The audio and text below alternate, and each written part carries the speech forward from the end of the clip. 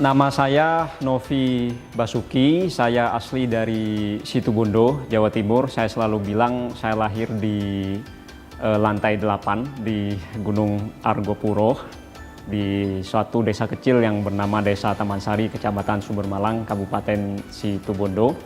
Setelah lulus dari pesantren Nurul Jadid pada tahun 2010, pesantren ini ada di Probolinggo, saya melanjutkan studi saya dari sarjana, pasca sarjana, hingga kemudian S-Teler di Tiongkok sana. Kemudian sekarang saya mulai menyibukkan diri untuk mulai berkarir di Indonesia. Setelah sebelumnya saya sempat berkarir di Tiongkok. Saya punya satu website namanya aseng.id yang saya dirikan khusus untuk membahas Tiongkok dan Tionghoa dan untuk mencoba memberikan alternatif yang beda dengan yang biasa dipakai oleh orang Indonesia dalam melihat Tiongkok dan Tionghoa selama ini.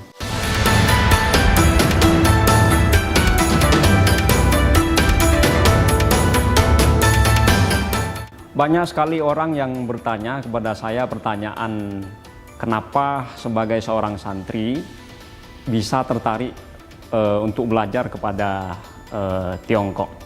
Ini tidak hanya orang-orang dalam tanda kutip pribumi yang menanyakan seperti ini, bahkan orang-orang Tionghoa pun juga bertanya demikian. Karena selama ini dua komunitas ini acap dipandang berada dalam hubungan diametral. Kurang lebih kalau diumpamakan bagaikan air dan minyak yang tidak bisa bersatu. Cuma kalau kita mau menengok ke belakang, menengok kepada sejarah bahwa kita meyakini, saya sebagai muslim, itu ada suatu hadis yang dikatakan oleh Nabi Muhammad SAW yang menyatakan bahwa kita harus utlubul ilmah walau bisin. Kita harus belajar walau sampai ke negeri Tiongkok sana. Kenapa Rasulullah mensabdakan seperti ini? Saya yakin beliau sudah bisa melihat jauh ke depan bahwa di Tiongkok itu ada berbagai macam hal yang positif yang layak kita pelajari oleh orang Indonesia khususnya dan oleh muslim umumnya.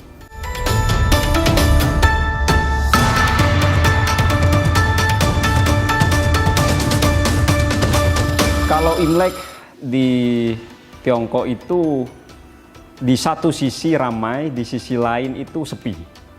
Ini mungkin keseimbangan yin dan yang. Ramai karena orang-orang mulai pulang kampung untuk merayakan perayaan Hari Raya Imlek ini. Sepi karena orang-orang berbondong-bondong untuk pulang kampung untuk merayakan perayaan ini. Jadi keduanya berpadu dengan seimbang. Nah, ketika pada Hari Raya Imlek itu tiba, ya mercon-mercon dibunyikan. Tentu kalau kita mau belajar mengenai legenda-legenda mengenai kenapa mercon itu sering dibunyikan pada Imlek, itu mungkin bisa kita rasakan di perayaan Imlek ini. Begitu ramai mercon-mercon disulut pada hari itu. Nah, coba saya sebagai mahasiswa di Tiongkok pada saat itu merasakan kesepian karena teman-teman saya itu pulang kampung semua. Dan di kampus, saya yang notabene tinggal di asrama kampus, itu juga kantin-kantin kampus tidak buka. Jadi saya kebingungan untuk mencari makan. Dan orang-orang biasanya, karena di Tiongkok itu terjadi urbanisasi yang luar biasa besar, banyak orang-orang dari desa yang kemudian mencari nafkah di kota. Pada Hari Raya Imlek mereka juga pulang kampung untuk merayakan ini. Saya pikir orang-orang di Tiongkok itu mau mengamalkan apa yang disebutkan dalam suatu lagu yang populer di Tiongkok disebut Chang Hui Jia Kan Kan. Seringlah pulang untuk melihat orang tua. Demikian.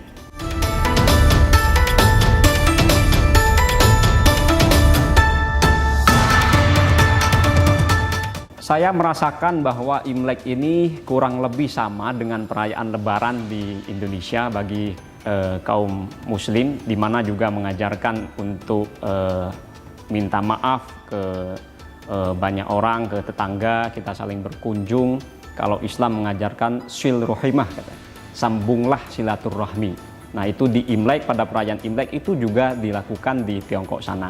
Anak harus sungkem kepada orang tua dan tetangga yang di kanan kiri juga harus disambangi untuk juga memberikan paimian namanya, untuk mengucapkan selamat Hari Raya Imlek dan lain sebagainya.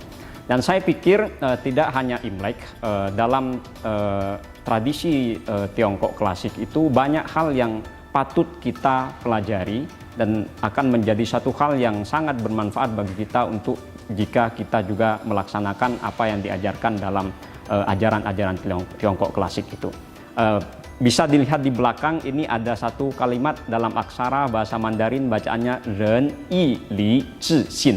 Ini adalah ajaran Konfusianisme yang saya pikir ajaran ini juga sebenarnya 11-12 banyak kemiripan atau bahkan kesamaan dengan ajaran Islam. Misalnya Ren ini adalah mengajarkan kita untuk berlaku welas asih. Yi mengajarkan kita untuk loyal, untuk setia kawan. Ren Yi Li mengajarkan kita untuk taat kepada tata susila. Kita harus berlaku akhlakul karimah katanya dalam ajaran Islam. Kita harus bisa menjalankan tata krama, sopan santun antara sesama. Kemudian C, ini adalah kita harus bersikap arif dan bijaksana. Sin, ini yang terpenting juga, kita harus bisa menjadi orang yang layak, yang bisa dipercaya. Demikian.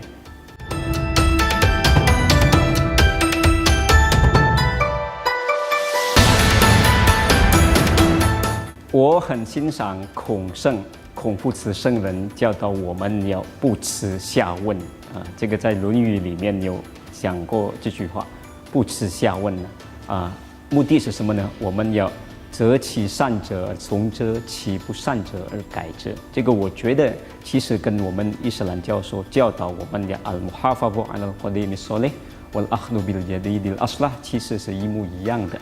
Saya artikan dulu ya. Saya sangat menyukai apa yang dipetuahkan oleh filsuf Konfusius yang mengajarkan kita supaya puci xiawen, tidak malu bertanya kepada orang yang bahkan dianggap tidak lebih tahu dibandingkan diri kita sendiri. Kemudian tujuannya untuk apa? Tujuannya adalah zhe qi san zhe cong zhe qi bu san zhe gai zhe.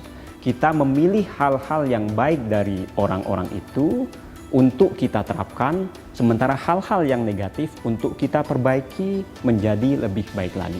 Saya pikir ajaran ini juga mirip dengan ajaran Islam yang mengatakan al-muhafadhah 'alal qadimi sholih wal akhdhu bil jadidil aslah. Kita harus pelihara yang lama yang baik, tapi kita juga harus mencari satu hal yang baru yang lebih baik. Ini harus saling melengkapi satu sama lain. Ini mengajarkan saya supaya kita bisa terbuka untuk menerima perbedaan, terbuka untuk belajar apa saja dan kepada siapa saja. Terima kasih.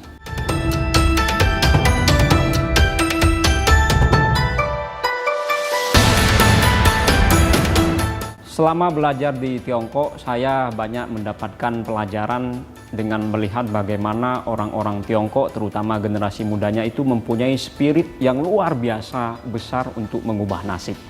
Ini kemudian ditunjukkan dengan bagaimana mereka mau belajar kepada siapa saja dan mau belajar kepada apa saja. Tentu untuk bisa melakukan hal seperti itu, ini diperlukan suatu keterbukaan. Nah, dengan terbuka kita bisa tidak sekaku kanibo kering. Nah, itu yang menurut saya perlu kita terapkan di Indonesia ini. Generasi-generasi muda bisa mau belajar kepada siapapun dan belajar apapun untuk mencari hal-hal positif yang bisa kedepannya diterapkan di Indonesia ini untuk turut memajukan bangsa dan negara kita ini. Terima kasih. 我在这里先给大家提前拜年了，祝大家新春快乐，身体健康，万事如意。谢谢大家。Selamat Tahun Baru Imlek. Semoga kita semua sehat, makin sejahtera, dan apa yang dicita-citakan tercapai ke depannya. Terima kasih.